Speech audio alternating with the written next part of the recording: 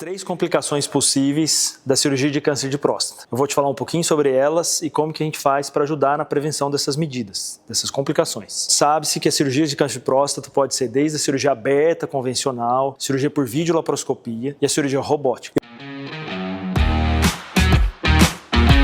Eu sou o Dr. Rafael Sanches, sou médico urologista, uro-oncologista, especializado no tratamento de câncer de próstata, câncer de rim, etc., principalmente por via robótica. E vou te falar um pouquinho sobre essas complicações. Primeira complicação é o famoso sangramento. Essa cirurgia de câncer de próstata, não está isenta disso, pode ocorrer sangramento. Quando a gente opera a próstata, próximo ali dela existem estruturas vitais e existe um plexo venoso dorsal, que é um plexo de veias que podem sangrar bastante. Então, uma das complicações possíveis é sim o sangramento. Segunda complicação, e acredito que a mais temida entre os homens, tá? Doutor, eu vou ficar impotente com essa cirurgia, eu vou ter algum problema de ereção no pós-operatório? O que eu sempre oriento os pacientes? Isso depende muito da condição pré-cirúrgica, condição pré-operatória desse paciente. Se ele tem uma ereção boa prévia, geralmente a gente consegue manter essa ereção, principalmente com a cirurgia robótica. Mas pode ser que prejudique alguma pequena quantidade, alguma porcentagem, e não tem uma regra específica para esse caso. E por que isso ocorre? Colado na próstata, existem algumas estruturas vitais para a ereção que são chamados feixes neurovasculares. São pequenas estruturas que têm nervos e esses nervos passam colado na próstata e vão em direção ao pênis, inervam o pênis. E eles que levam à ereção. Então, quando a gente opera o câncer, a gente tem que tirar toda essa próstata, a gente passa muito próximo desses nervos. Quando a gente faz uma cirurgia por via robótica, a gente tem um caso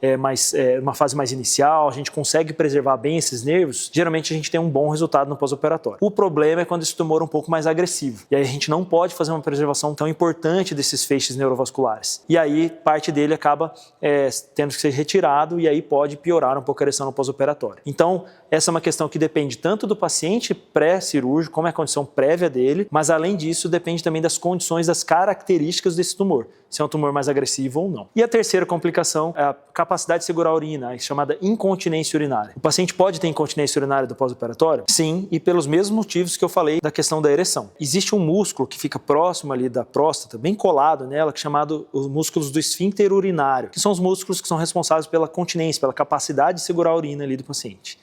Além disso, esses feixes neurovasculares que eu falei da ereção levam a inervação ali para esse feixe neurovascular. E quando a gente opera e tira a próstata, pode ter algum grau de comprometimento desses nervos e também no músculo. Então depende muito de cada caso, novamente, depende da característica do tumor, se é um tumor mais agressivo ou não. Mas quando a gente tem tumores mais iniciais, a gente faz uma preservação dessas estruturas de uma maneira muito mais simples, muito mais fácil. E aí o paciente tende a ter melhores resultados no pós-operatório. Então, complicações possíveis. Sangramento é uma complicação basicamente de qualquer cirurgia. A cirurgia de câncer de próstata não está isenta disso. Dificuldade de ereção, como eu falei, depende de cada caso. E a incontinência urinária, que é a incapacidade de segurar a urina. São as 3 principais aí do câncer de próstata. E como que a gente faz para prevenção, para ter melhores resultados? Bom, depende da técnica operatória que a gente utiliza, tá?